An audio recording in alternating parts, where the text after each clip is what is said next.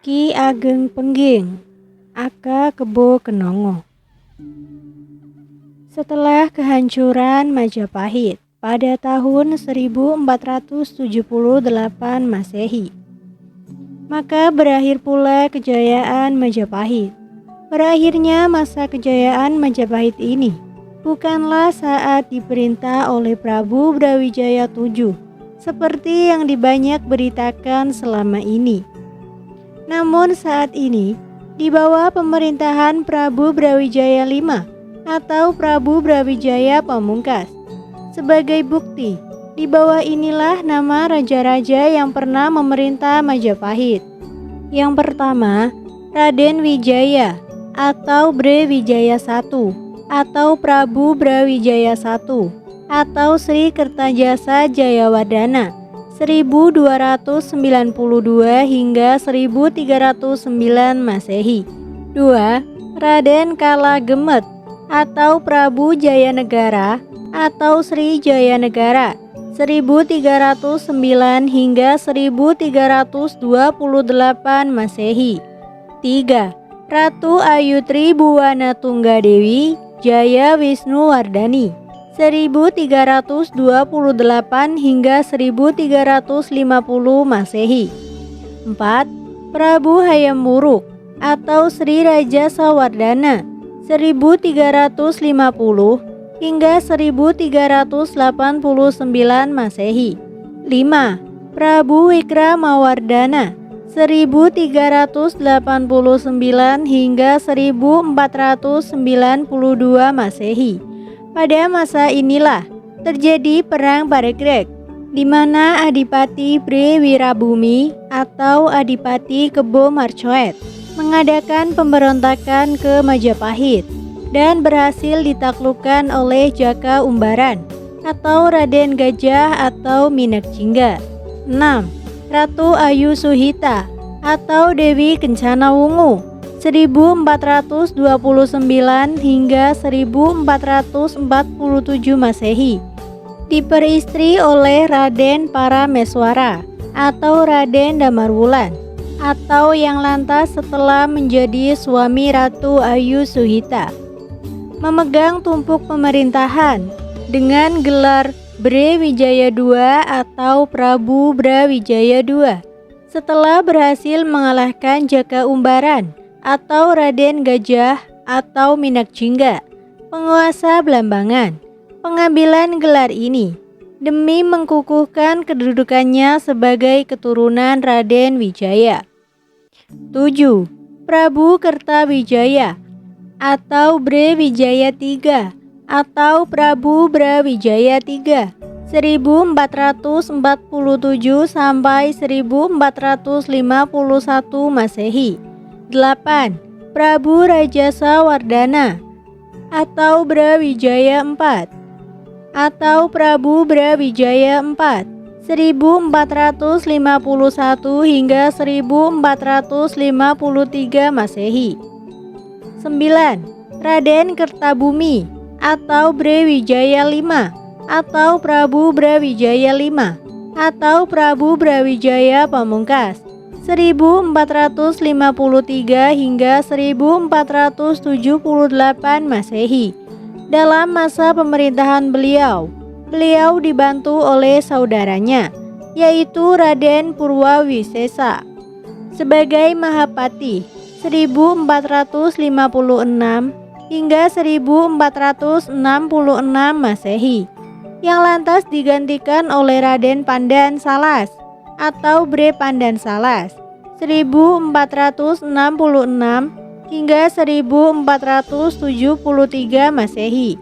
Kemudian digantikan oleh Singawardana 1468 hingga 1473 Masehi. Pada masa pemerintahan Raden Kertabumi inilah Majapahit diserang oleh pasukan Demak Bintara. Diperingati dengan Surya Sangkala, sirna ilang kertaning bumi.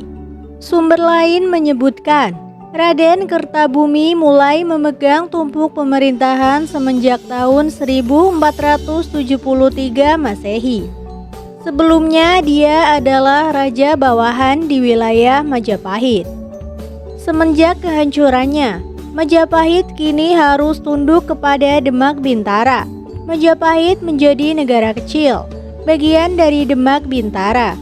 Tumpuk pemerintahan Majapahit dipegang oleh seseorang yang ditunjuk langsung oleh Sultan Demak atau Raden Patah, yang kini bergelar Sultan Syah Alam Akbar Jimboeningrat I. Dan Anda semua pasti akan terkejut bila saya ungkapkan bahwa pemegang tumpuk pemerintahan Majapahit setelah Prabu Brawijaya V adalah Nyo Laiwa, seorang berdarah Cina yang lantas bergelar Prabu Brawijaya VI. Ia memerintah di bawah kendali Demak Bintara. Fenomena politik inilah yang memicu ketidakpuasan di kalangan bangsawan Majapahit. Para bangsawan yang sudah terkoyak-moyak harga dirinya setelah penyerangan Demak Bintara, kini harus kembali menelan pil pahit dengan dikukuhkannya Prabu Brawijaya VI yang nyata-nyatanya bukan keturunan Majapahit, bahkan berdarah Cina. Dan ketidakpuasan ini meledak juga. Raden Girinda Wardana, bangsawan keturunan Majapahit yang berkedudukan di daerah Keling, Kediri, mengadakan pemberontakan. Peperangan kembali berkobar, darah bertumpah kembali, dan Majapahit untuk kedua kalinya berhasil diluluhlantakkan.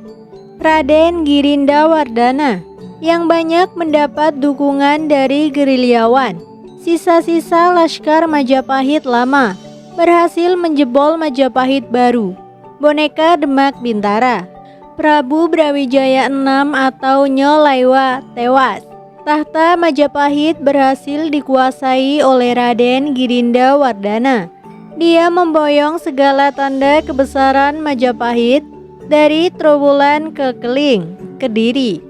Di sana, dia mengukuhkan diri sebagai Prabu Brawijaya VII dan memaklumatkan bahwa Majapahit yang berkedudukan di Kediri sekarang telah bebas dari dominasi Demak Bintara. Mendengar kabar tersebut, pemerintahan Demak Bintara tidak tinggal diam. Pasukan dalam jumlah besar dikirim ke Kediri. Peperangan kembali pecah, dan lagi darah membanjiri bumi Pertiwi. Pasukan Demak yang dipimpin langsung oleh Sunan Kudus ini mendapat perlawanan dahsyat. Kediri sulit ditaklukkan. Begitu sulitnya menjebol Kediri, mengingatkan penyerangan Demak ke Trowulan kala itu. Kediri yang hendak melepaskan diri dari Demak berhasil ditaklukkan. Prabu Girinda Wardana tidak diturunkan dari tahtanya, namun sekarang menjadi bawahan Demak Bintara. Pada tahun 1527 Masehi, kembali Demak mengirimkan pasukan tempur ke Kediri. Disinyalir Prabu Girinda Wardana telah mengadakan hubungan dengan Portugis di zaman Sultan Trenggana, memegang tumpuk pemerintahan Demak Bintara. Kediri berhasil dijebol. Prabu Brawijaya VII atau Raden Girinda Wardana gugur di medan laga. Prabu Brawijaya VII atau Raden Girinda Wardana gugur di medan laga.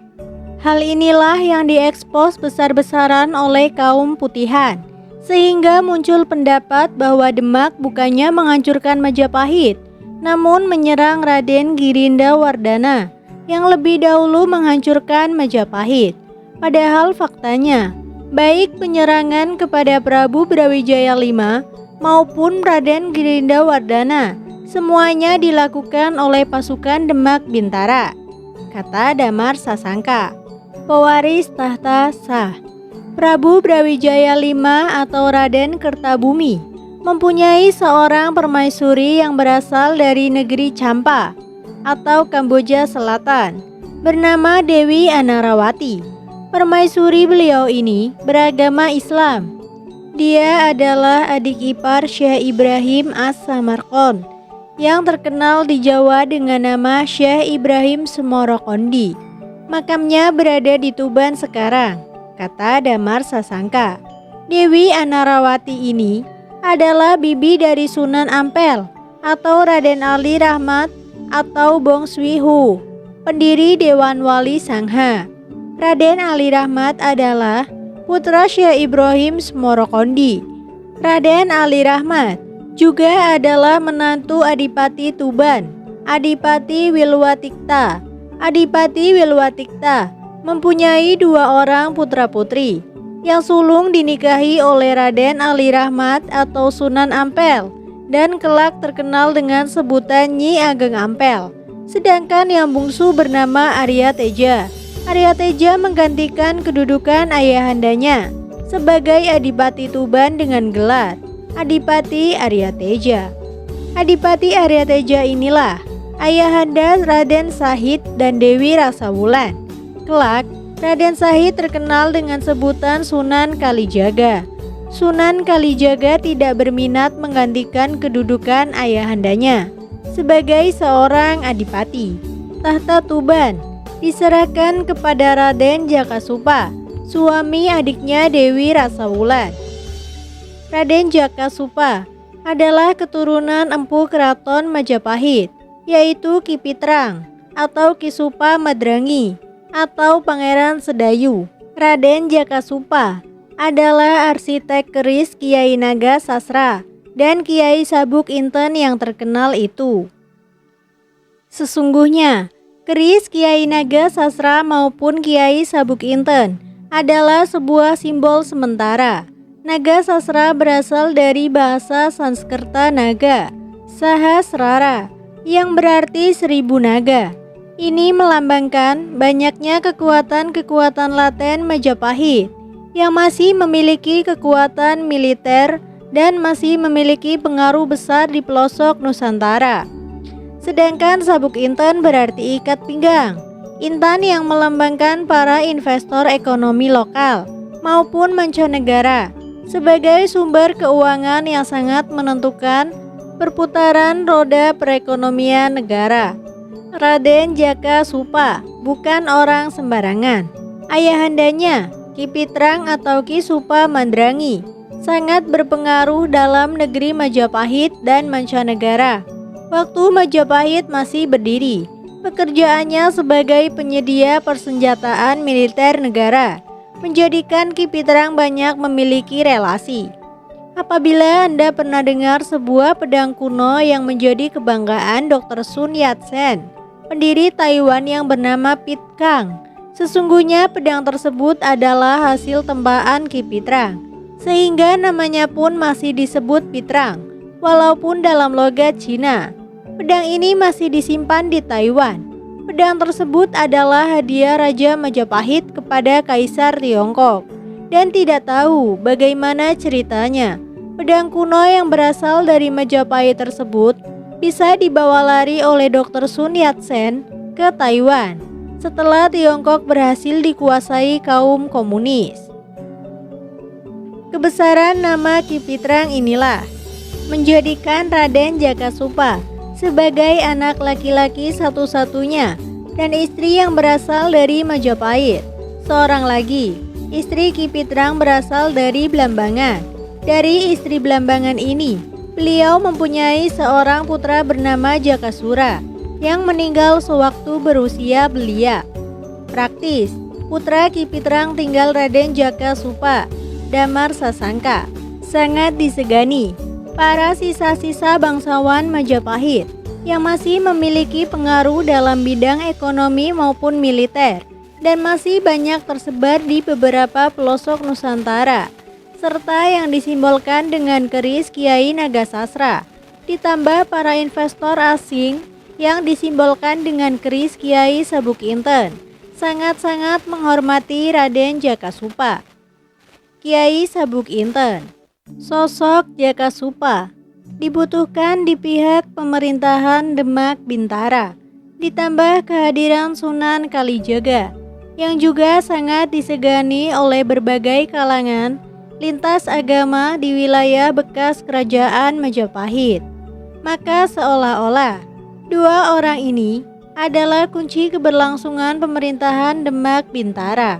Sunan Kalijaga demi mengingatkan Sultan Demak memerintahkan Raden Jakasupa membuat 2 buah keris, yaitu Kiai Nagasasra dan Kiai Sabuk Inten.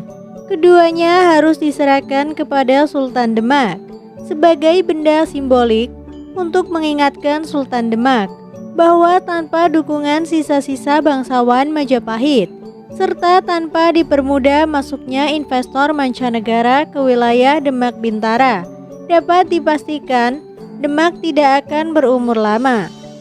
Dengan bersatunya Kiai Nagasasra dan Kiai Sabuk Inten tersebut, bisa dipastikan Demak akan berdiri tegak sebagai kerajaan besar pengganti Majapahit. Sayangnya, pada perkembangan selanjutnya, kedua benda simbolik ini dianggap sangat-sangat keramat oleh masyarakat Jawa hingga sekarang, dan timbul kepercayaan pemerintahan akan kuat jika seorang penguasa memiliki Kiai Nagasasra dan Kiai Sabuk Inten sekaligus. Kiai Nagasasra kembali pada Prabu Brawijaya V yang menikahi Putri Campa, Dewi Anarawati. Dari pernikahan tersebut, lahirlah 3 orang putra-putri, yang sulung seorang putri. Sampai sekarang belum diketahui namanya. Dinikahkan dengan Adipati Handayaningrat IV, penguasa wilayah Pengging, daerah sekitar Surakarta sekarang. Yang kedua, Raden Lembu Peteng, berkuasa di Madura. Dan yang ketiga, Raden Jaka Gugur. Kelak, Raden Jaka Gugur inilah yang dikenal dengan nama Sunan Lawu, penguasa mistik Gunung Lawu. Keberadaannya di Gunung Lawu disalahpahami oleh warga sekitar sebagai Prabu Brawijaya V sendiri.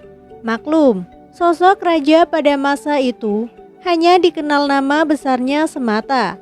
Sosok aslinya bagi masyarakat pedesaan sama sekali tidak diketahui karena sulit bertemu langsung. Tidak ada media massa pada waktu itu seperti zaman sekarang, sehingga wajah Prabu Brawijaya V terbatas hanya kalangan bangsawan saja yang bisa mengenalinya. Oleh karena itu, kehadiran Raden Jaka Gugur di lereng Gunung Lawu disalahpahami sebagai Prabu Brawijaya V, bahkan sampai sekarang. Dan Prabu Brawijaya V tetap ada di Trowulan hingga beliau wafat. Prabu Brawijaya V tidak pernah kemana-mana semenjak dari Banyuwangi hingga jatuh sakit dan wafat. Beliau ada di Trowulan. Sunan Kalijagalah yang terus mendampingi beliau hingga kewafatan beliau. Dari pernikahan Adipati Handayaningrat IV dengan putri sulung Prabu Brawijaya V, lahirlah 2 orang putra. Pertama Raden Kebo Kanigara dan yang kedua Raden Kebo Kenanga. Raden Kebo Kanigara lahir pada tahun 1472 Masehi. Menyusul setahun kemudian, Raden Kebo Kenanga lahir tahun 1473 Masehi. Jadi sewaktu Majapahit dihancurkan oleh Demak Bintara pada tahun 1478 Masehi. Raden Kebo Kanigara masih berusia 6 tahun dan Raden Kebo Kenanga masih berusia 5 tahun. Menginjak usia 20 tahun, Raden Kebo Kanigara pergi meninggalkan Pengging. Beliau memutuskan menjadi seorang vanaprastha atau pertapa dalam usia muda. Beliau melakukan pertapaan di daerah Gunung Merapi, tempat di mana beliau pernah bertapa.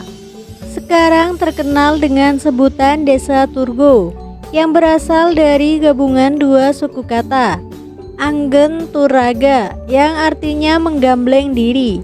Petilasan bekas beliau bertapa kini berubah menjadi makam yang banyak diziarahi oleh masyarakat Jawa. Padahal Raden Kebo Kanigara beragama Siva Buddha dan apabila wafat tidak mungkin dikebumikan, namun dikremasi atau diaben. Sejujurnya, jenazah Raden Kebo Kanigara hilang raib karena kekuatan tapa beratanya yang sangat keras. Dan tempat yang dikenal sebagai makam Raden Kebo Kanigara sekarang sebenarnya hanyalah salah satu bekas tempat beliau bersemedi.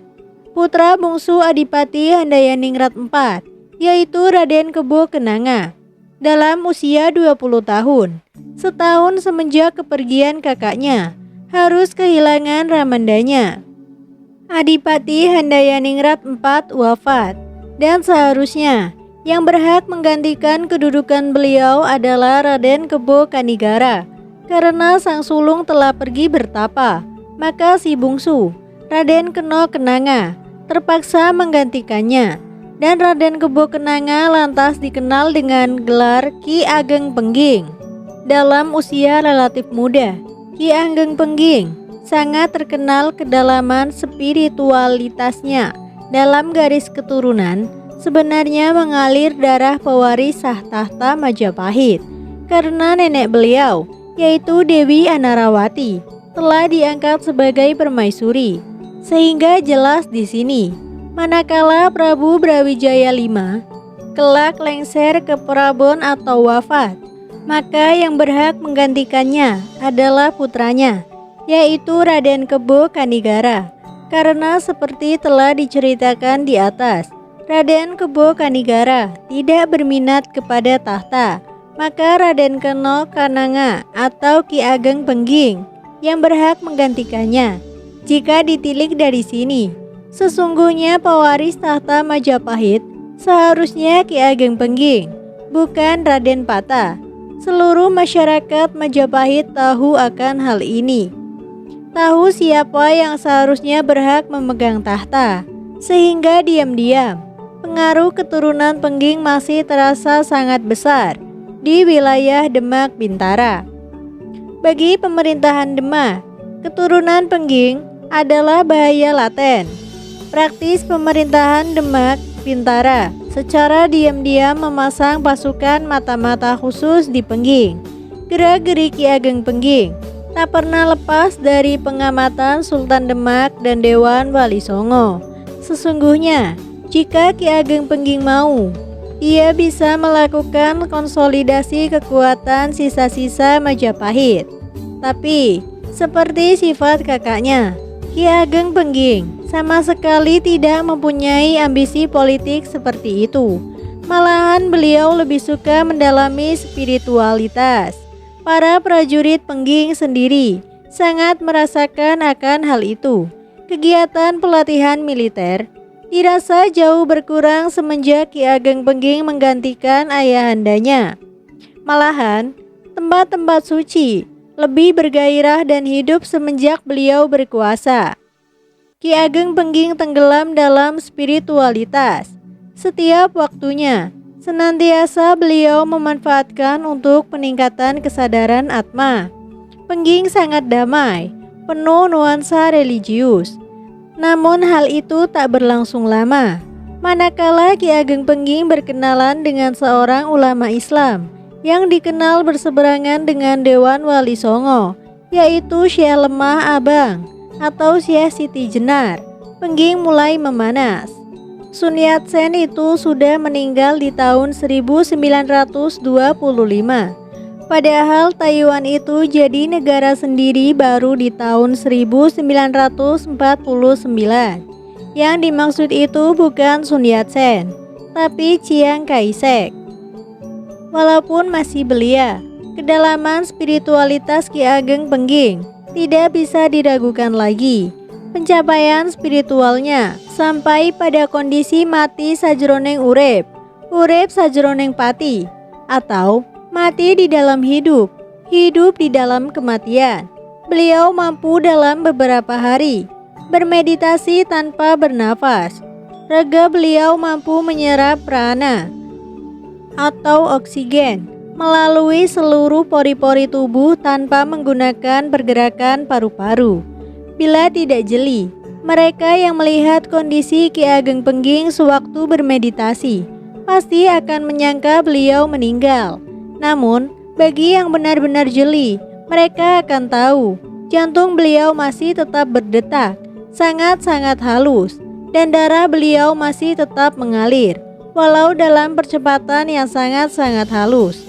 Dan Yatiko Sinanggu membiarkan perana, Sang Dilo Jati ngarannya, Yaku Puja Jati ngarannya, Sambayang ngalit, Yapuan Mangkono Tiksno, Dening Asamadi, Wiakto ilang, Ikang Wayu ganal, Mati linori sangkainya, Apan tan cina tanah, Dening Atma, Nahan margo kunyi rahasia ngarannya. Itulah yang disebut memuja praana Sang Dila Jati, yaitu sejatinya puja, sembahyangnya suksma.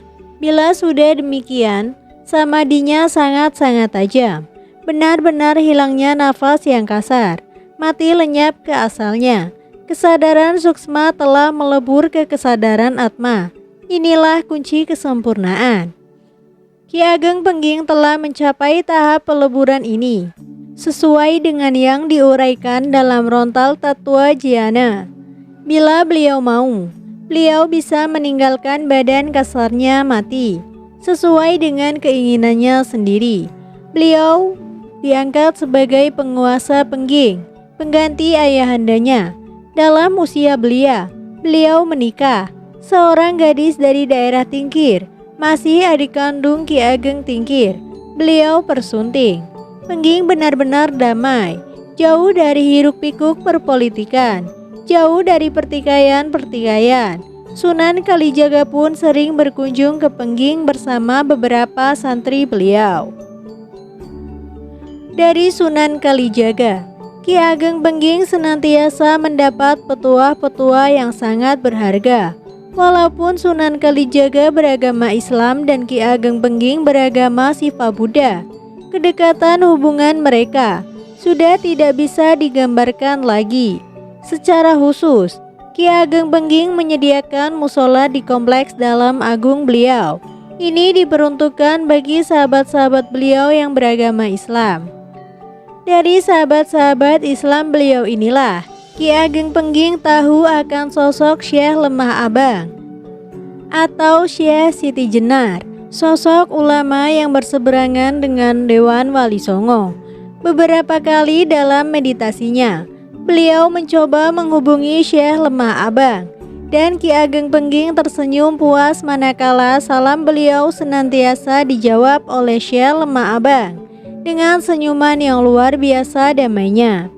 Ki Ageng Pengging tahu, Syekh Lemah Abang bukan manusia sembarangan. Beberapa kali pula, mereka bertemu di dalam alam meditasi. Ki Ageng Pengging mencium kaki Syekh Lemah Abang dengan penuh hormat, dan Syekh Lemah Abang senantiasa mengusap-usap kepala Ki Ageng Pengging dengan penuh kasih. Sunan Kalijaga tahu akan semua itu, dan beliau tersenyum bangga setiap kali dalam tafakkurnya melihat Syekh Lemah Abang dan Ki Ageng Pengging senantiasa bertemu, walau dalam alam lain, walau tidak di alam nyata. Dan manakala sosok Syekh Lemah Abang mendadak berkunjung ke Pengging, betapa bahagianya Ki Ageng Pengging. Walau belum pernah bertemu secara fisik, Ki Ageng Pengging dan Syekh Lemah Abang sudah sedemikian dekatnya. Begitu Syekh Lemah Abang hadir, Ki Ageng Pengging langsung bersujud di depan beliau, mencium kaki beliau, penuh hormat dan sangat-sangat bahagia. Pernah selama 3 hari 3 malam, keduanya meluangkan waktu untuk berdiskusi tentang intisari spiritualitas.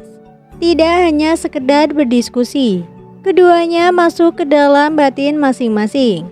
Dan di sana, Syekh Lemah Abang bersorak gembira begitu melihat Ki Ageng Pengging di bawah awan-awan min yang tenang.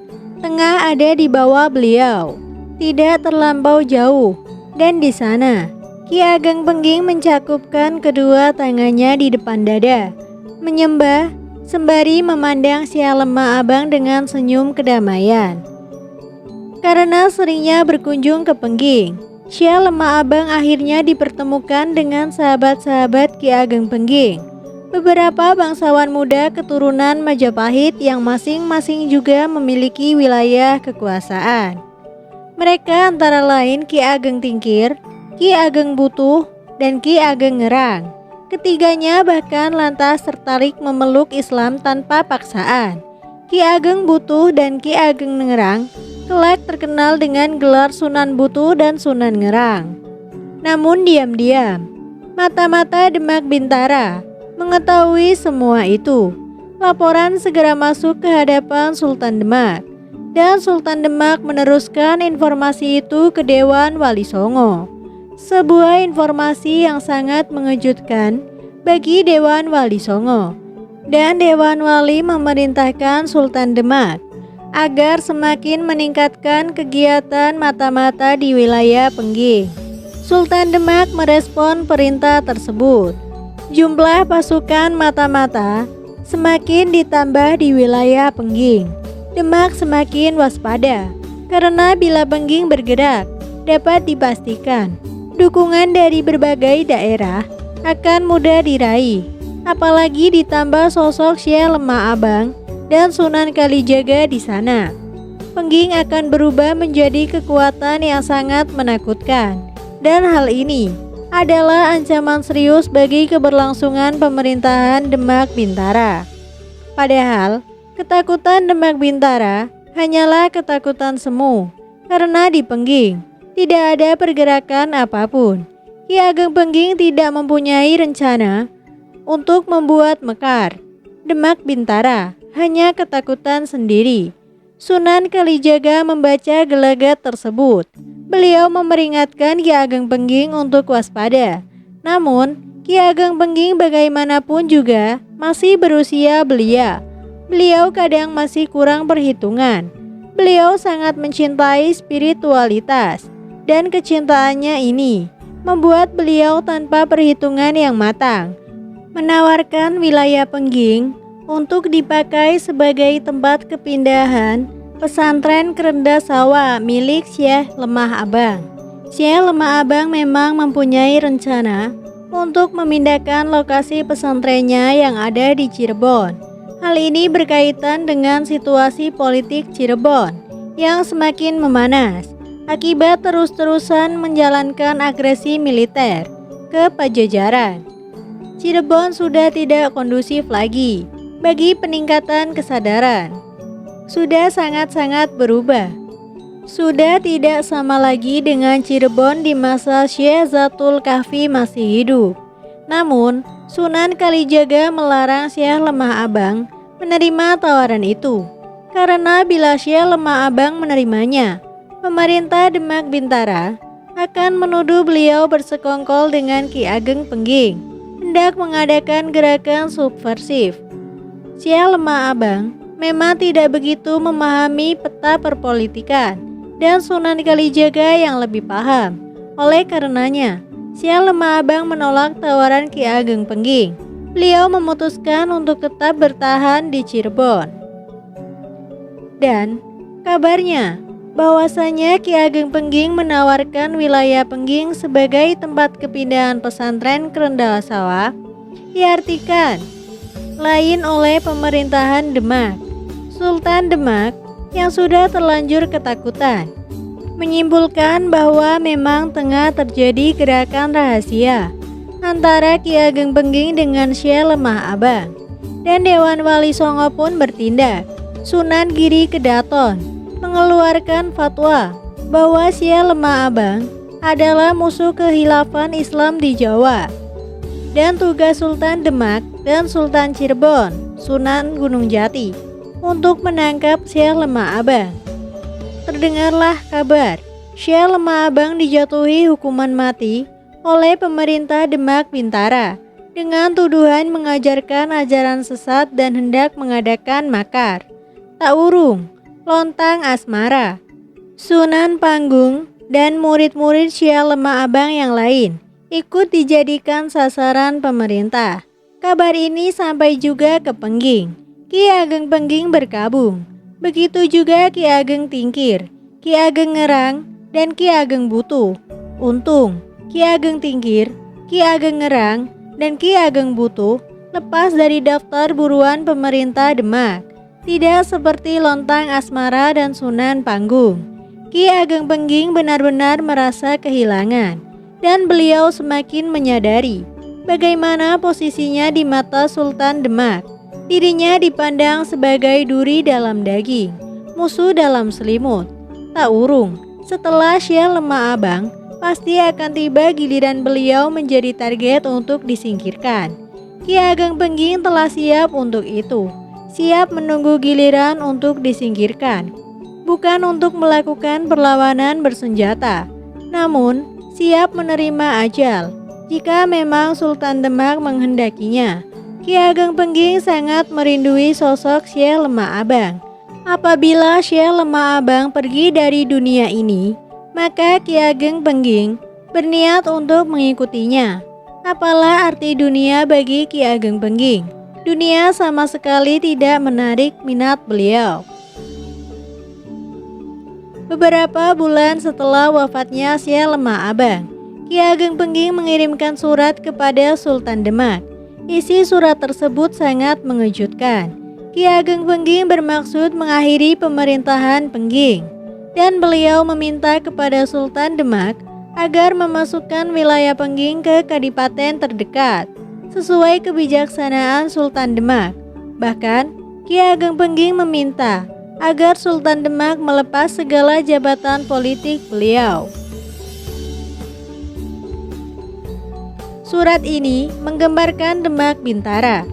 Begitu menerima surat tersebut, Sultan Demak mengadakan sidang mendadak dengan para petinggi kesultanan. Sidang berjalan alot, dan hasil keputusan sidang menyetujui permintaan Ki Ageng Pengging. Walaupun sikap waspada tetap harus dijaga demi menghadapi maksud tersembunyi dari permintaan tersebut. Keesokan harinya, Sultan Demak memerintahkan Patih Wanasalam, Patih Agung Kesultanan Demak Bintara, untuk berangkat menuju Pengging, menemui Ki Ageng Pengging. Patih Wanasalam ditugaskan untuk membacakan surat keputusan Sultan Demak di hadapan Ki Ageng Pengging, sekaligus memenuhi keinginan Ki Ageng Pengging, mengadakan pelepasan jabatan.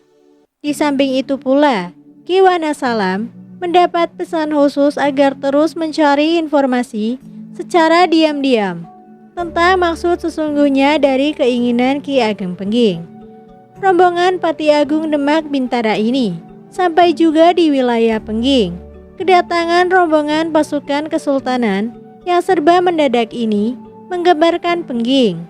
Para prajurit Pengging tanpa dikomando segera mempersiapkan diri untuk menjaga hal-hal yang tidak diinginkan. Pengging mendadak tegang. Rombongan dari Demak ini disambut oleh Ki Ageng Pengging. Kedatangannya yang mendadak tanpa pemberitahuan memang disengaja agar bisa melihat kondisi Pengging yang sesungguhnya. Seluruh pasukan Demak diberi tempat istirahat tersendiri. Ki Patih Wanasalam diberikan tempat khusus. Perjalanan agak jauh membuat Sang Patih kecapean. Setelah disambut oleh Ki Ageng Pengging, Ki Patih Wanasalam diberikan waktu untuk beristirahat sejenak. Manakala dirasa sudah pulih tenaganya, Ki Wanasalam mengutus seorang prajurit agar menghadap Ki Ageng Pengging. Ki Ageng diminta bersiap sedia karena Ki Wanasalam hendak menyampaikan amanat Sultan Demak, dan prajurit yang diutus kembali dengan menyampaikan pesan dari Ki Ageng agar Ki Patih berkenan menuju Balai Pisowanan.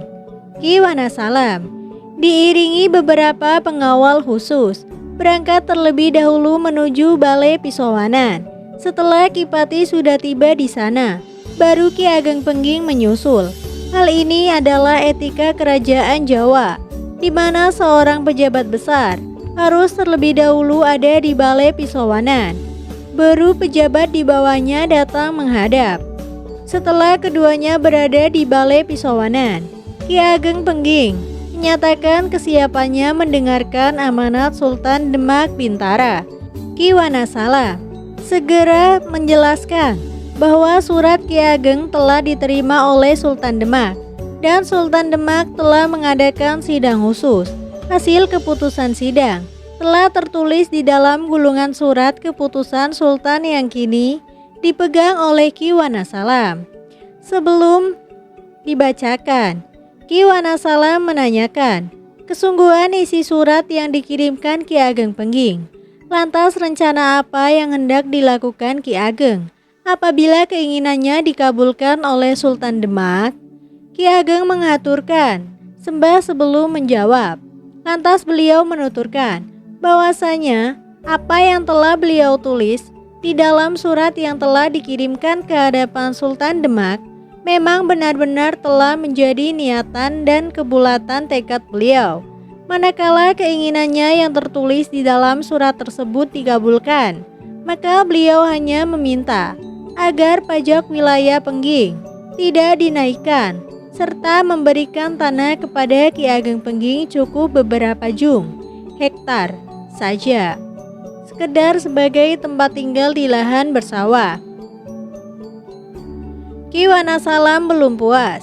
Dia terus mengajukan pertanyaan-pertanyaan yang penuh selidik tentang hubungannya dengan Sunan Kalijaga, tentang nasib para prajurit Pengging kelak di kemudian hari, tentang jumlah persenjataan Pengging, tentang perekonomian Pengging, dan tentang hubungan Ki Ageng Pengging dengan Syekh Lemah Abang dan para murid-muridnya. Ki Wonosalam sengaja ingin mendengar langsung jawaban dari Ki Ageng Pengging demi untuk mencari-cari hal-hal yang janggal dari kata-kata beliau. Namun tidak satupun jawaban yang diberikan oleh Ki Ageng Pengging nampak ada kejanggalan di sana. Ki Wonosalam tetap belum sepenuhnya percaya, dan pada akhirnya Ki Wonosalam mengajukan pertanyaan simbolik. Pertanyaan yang sudah dipesankan oleh Sultan Demak. Pertanyaannya adalah sebagai berikut. Mana yang dipilih? Atas atau bawah? Kosong atau isi? Ki Ageng Pengging tersenyum. Sejenak beliau terdiam, lantas memberikan jawaban. Manakah yang hendak saya pilih? Tidak ada. Sebab baik atas, bawah, kosong maupun isi, semuanya adalah milik saya. Ki Wonosalam terkejut mendengar jawaban Ki Ageng Pengging. Sekali lagi, Ki Wonosalam mengajukan pertanyaan serupa. Dan kembali, Ki Ageng Pengging memberikan jawaban yang sama. Dan beliau tambahi, janganlah salah mengerti. Aku ini adalah segalanya. Aku ada di mana-mana. Aku telah melampaui segalanya. Jadi mana lagi yang bisa aku pilih? Karena semuanya adalah aku. Ki Wonosalam tersenyum dan berkata, tuluskah jawaban Ki Ageng? Tidak adakah maksud lain? Ki Ageng Pengging tersenyum. Dia tidak menjawab lagi. Jawaban Ki Ageng Pengging sangatlah tulus. Namun Ki Wonosalam tetap tidak bisa menangkap ketulusan itu. Ia masih curiga. Curiga jikalau jawaban itu bernilai ambigu, tidak murni spiritual. Namun tersirat juga maksud Ki Ageng Pengging mempunyai rencana merebut tahta Demak Bintara. Pikiran Ki Wonosalam yang sudah terpola dengan kecurigaan tidak bisa melihat ketulusan kata-kata Ki Ageng Pengging. Melihat orang yang pikirannya seliar ini, maka percuma Ki Ageng Pengging mengulangi kata-katanya. Beliau lantas memilih diam dan tersenyum. Senyum geli seorang yang melihat keserakahan tampak di depan matanya. Keserakahan manusia yang terobsesi keduniawian. Dan lagi-lagi, senyum ini diartikan lain oleh pikiran Ki Wonosalam. Pikiran yang sudah penuh dengan setan-setan liar. Jika Ki Wonosalam sadar, dia seharusnya malu kepada sosok pemuda yang umumnya terpaut jauh dengannya. Namun, batinnya lebih tulus daripada batinnya sendiri. Dan pada akhirnya, Ki Wonosalam menyampaikan amanat Sultan Demak. Ia mengeluarkan surat keputusan Sultan Demak. Sembari berdiri, ia membacakan surat keputusan tersebut. Surat tersebut berisi, mulai semenjak hari yang tertanda dalam surat keputusan Sultan Demak, Ki Ageng Pengging dilepas dari jabatannya sebagai Adipati Pengging. Dan Pengging bukan lagi wilayah tersendiri. Pengging akan dimasukkan ke wilayah terdekat. Untuk sementara, menunggu keputusan lebih lanjut. Ki Ageng Pengging harus tetap memimpin Pengging dan tetap menjaga keamanan Pengging. Gemparlah seluruh prajurit Pengging mendengar surat keputusan Sultan Demak tersebut. Sedangkan Ki Ageng Pengging malah tersenyum puas karena dengan lepasnya jabatan sebagai adipati dari pundaknya, maka setidaknya rasa ketidakterimaan beliau akan tahta yang direbut Raden Patah, yang masih tersisa sedikit di relung hatinya, bisa dimatikan. Namun, tidak begitu bagi para prajurit Pengging. Banyak yang menahan amarah ketidakterimaan. Selesai membacakan surat keputusan Sultan Demak, Kipati Wanasalam menggulung surat tersebut, menyimpannya kembali dan duduk. Lantas Kipati berkata, mulai hari ditetapkannya surat keputusan ini, Ananda Ki Ageng Pengging sudah bukan lagi seorang adipati.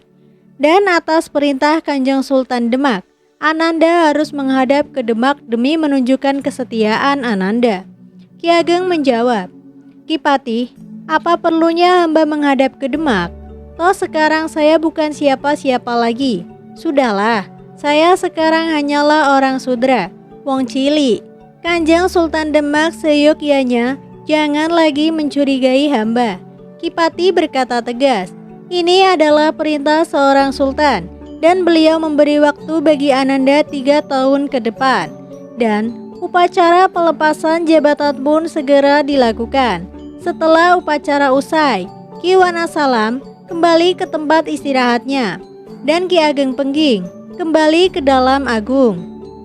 Berita dilepasnya jabatan adipati dari pundak Ki Ageng Pengging segera menyebar ke seluruh penjuru Pengging, menyebar dari mulut ke mulut. Ketidakpuasan pun terdengar. Banyak yang tidak bisa menerima akan hal tersebut.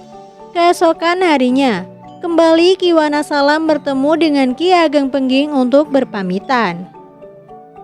Hari itu, Pengging gempar.